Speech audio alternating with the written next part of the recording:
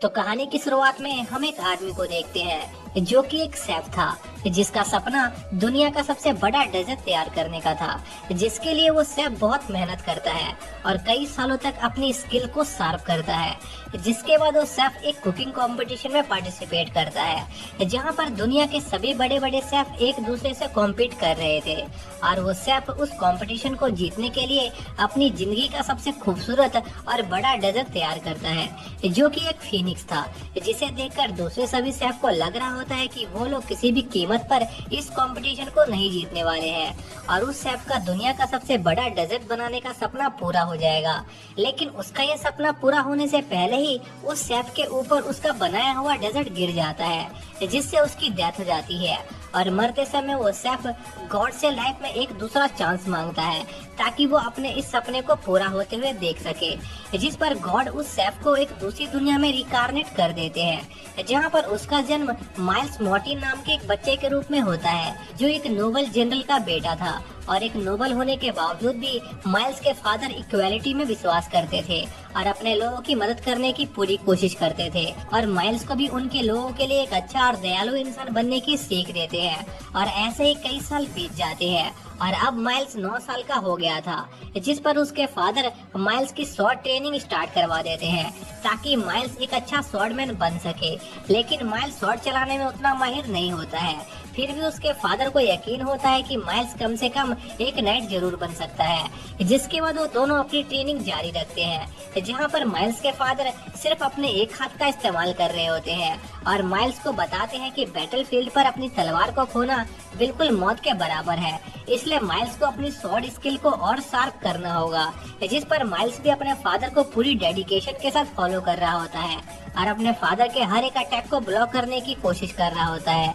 लेकिन इसी बीच माइल्स का ध्यान भटक जाता है क्योंकि वो अपने पिछली लाइफ के बारे में सोचने लग गया था, जिस वजह से वो उस मैच को हार जाता है। और उनका मैच खत्म होने के बाद वहाँ पर एक आदमी आता है जो उन्हें लंच के लिए बुलाने आया था और साथ ही उस आदमी को माइल्स के फादर को कुछ जरूरी बात बतानी थी। जिस पर माइल्स के फादर उस आदमी से वहीं पर वो बातें बताने को कहते हैं, जिस पर वो आदमी माइल्स के फादर को बताता है कि उसके पास एक अच्छी और एक बुरी खबर है। अच्छी खबर ये थी कि उनकी इस बार की मटर की खेती बहुत ज्यादा अच्छी हुई है, जो एक काफी अच्छी बात थी क्योंकि माइल्स के फादर जिस इलाके में रहते थे उधर पानी और उपजाऊ जमीन की काफी कमी थी, पर इन सब के बावजूद भी इस बार उनकी खेती अच्छी हुई थी और यह सब माइल्स की वजह से हुआ था क्योंकि माइल्स ने अपनी दूसरी दुनिया के नॉलेज का यूज करके उस जमीन को ज्यादा उपजाऊ बना दिया था। और यह खबर सुनकर माइल्स उस आदमी को खेती करने के और भी नए नए तरीके बताने लगता है, जो देखकर माइल्स के फादर थोड़े कंफ्यूज होते हैं कि आखिर माइल्स को जमीन और खेती के बारे में इतनी जानकारी कैसे है।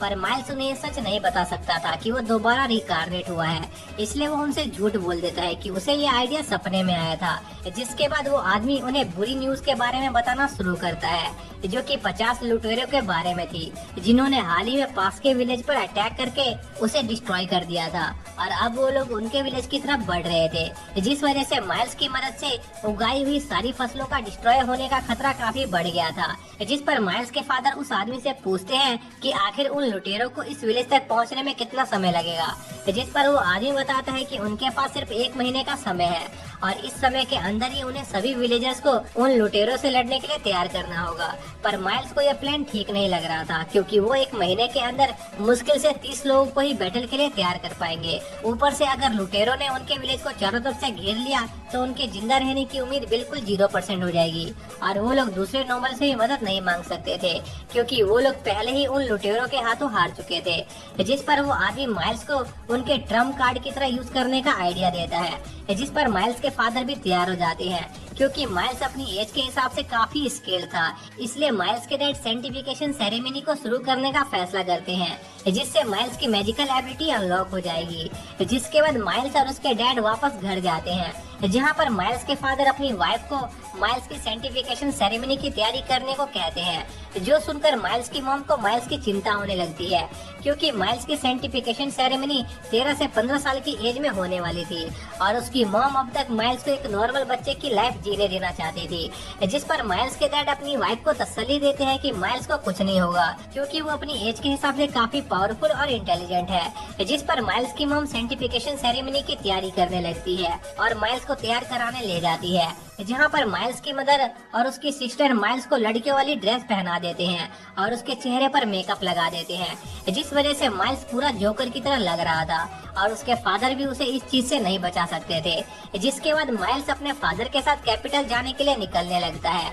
जहाँ रास्ते में माइल्स के दोस्त उसका हौसला बढ़ाने आते हैं और उसे चीयर कर रहे होते हैं, जिससे माइल्स के अंदर थोड़ा जोश आ जाता है। फिर माइल्स के फादर उसके कंधे पर हाथ रखते हैं और कुछ एन्चेंटमेंट करने लगते हैं, जिससे उनके आसपास का एरिया पूरी तरह से एनर्जी से भर जाता है और वो लोग कैपिटल में टेलीपोर्ट हो जाते हैं, जहाँ पर माइल्स को बहुत सारी ताजी सब्जियां और मसाले दिखाई देते हैं, जिस पर वो सोचने लगता है कि आखिर वो इन चीजों से क्या क्या बना सकता है। और माइल्स के फादर माइल्स की एक्साइटमेंट देखकर उसे साइंटिफिकेशन के बाद वो सब इंग्रेडिएंट्स खरीदने का वादा करते हैं, जिससे माइल्स काफी खुश हो जाता है। तभी माइल्स की नजर एक नए फ्रूट पर जाती है जो स्वाद में खट्टे होते हैं, जिस पर माइल्स उन फ्रूट को अपने होम टाउन में उगाने का प्लान बनाने लगता है। जो सुनकर माइल्स के फादर को लगता है कि माइल्स आगे चल के एक काफी स्ट्रॉन्ग लॉर्ड बनेगा, लेकिन माइल्स के दिमाग में तो बस केक और पेस्ट्रीज बनाने का ख्याल ही चल रहा होता है। जिसके बाद वो दोनों एक चर्च पर जाते हैं और वहाँ के पादरी से माइल्स की साइंटिफिकेशन करने को कहते हैं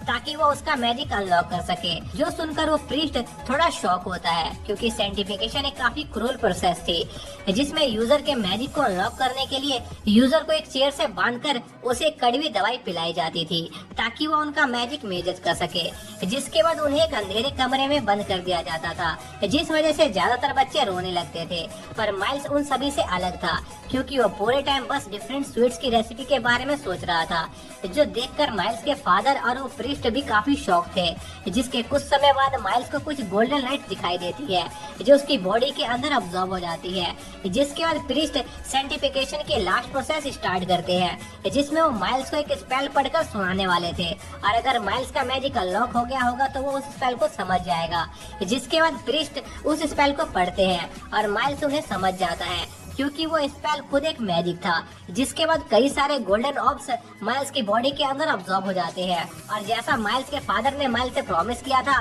वो माइल्स को मार्केट से उसकी पसंद की चीजें खरीदवाने ले जाते हैं, जहां माइल्स जमकर शॉपिंग करता है। जिसके बाद माइल्स वापस अपने होम टाउन आ जाता है और देखते ही देखते 3 हफ्ते बीत जाते हैं, जहाँ पर वो लोग लुटेरों से लड़ने की तैयारी कर रहे होते हैं। लेकिन उनकी आर्मी में ज्यादातर लोग फार्मर थे, इसलिए माइल्स को लग रहा था कि वो लोग ज्यादा समय तक लुटेरों के सामने नहीं टिक पाएंगे। इसलिए माइल्स किसी स्ट्रेटेजी के बारे में सोचने लगता है और उसे एक आइडिया आता है, जिसके लिए वो विलेजेस के सभी कुओं को मिट्टी से भर देते हैं और दोनों स्मॉल विलेजेस को सील कर देते हैं और सभी विलेजेस के बड़े विलेज में छिपने का इंतजाम कर देते हैं। और जब माइल्स ये सभी तैयारी कर ही रहा होता है, तभी उसके दोस्त उससे मिलने आते हैं जो उसकी मदद करना चाहते थे। जिस पर माइल्स उन्हें कुछ पत्थर इकट्ठा करने को कहता है, जिसका इस्तेमाल वो उन लुटेरों पर हमला करने के लिए कर सकते थे। जिस पर माइल्स के दोस्त पत्थर इकट्ठा करना शुरू कर देते हैं। तभी माइल्स के दोस्तों को कुछ अजीब सी आवाज आती है और जब वो उस डायरेक्शन में देखते हैं तो उन्हें बहुत सारे लुटेरे दिखाई देते हैं। जिस पर वो दोनों तुरंत विलेज आकर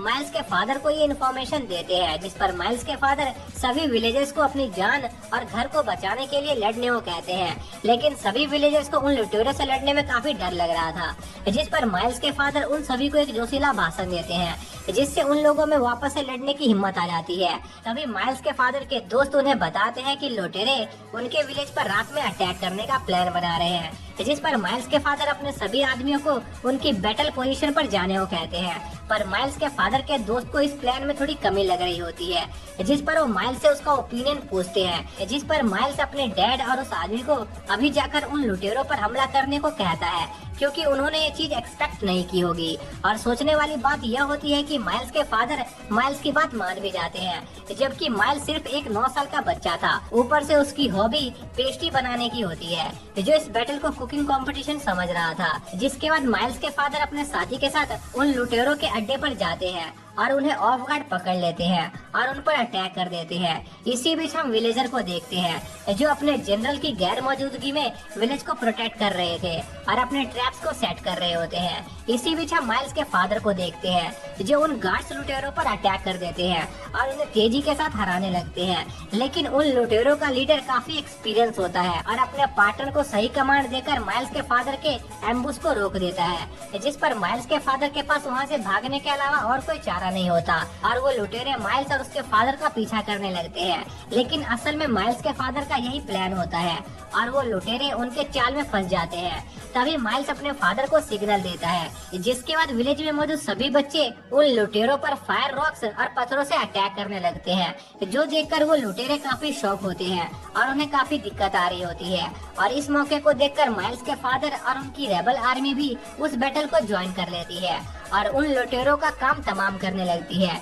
लेकिन इसी बीच उन लुटेरों का लीडर उन सभी पत्थरों से बचते हुए विलेज की वॉल पर चढ़ने लगता है, जिस पर एक विलेजर उसे रोकने की कोशिश करता है, पर वो लीडर उस आदमी को मार देता है और बाकी दूसरे विलेजर पर अटैक करने लगते हैं, जहाँ कोई उनका कुछ नहीं बिगाड़ पा रहा होता है और वो लुटेरे उन विलेजर पर भारी पड़ने लगते हैं। तभी कुछ बच्चे अपने साथियों की मदद करने की कोशिश करते हैं और उन लुटेरों पर पत्थर से अटैक करने लगते हैं, लेकिन उन लुटेरों का लीडर उन्हें देख लेता है और उन्हें जान से मारने उनकी तरफ बढ़ता है। पर तभी माइल्स वहां आकर उस लड़के को बचा लेता है, जिस पर वो लीडर माइल्स को हॉस्टेज बना लेता है। तभी माइल्स की नजर पास में पड़े एक लुटेरे पर जाती है, जिस पर माइल्स अपने मैजिक से उस लुटेरे के घाव का दर्द सभी लुटेरों की बॉडी में ट्रांसफर कर देता है, जिससे उन सभी लुटेरों को जलने का एहसास होने लगता है और माइल्स उस लीडर के चुंगल से छूट जाता है और उस लीडर को हरा देता है। और इसी के साथ ये पार्ट यहीं पर एंड हो जाता है।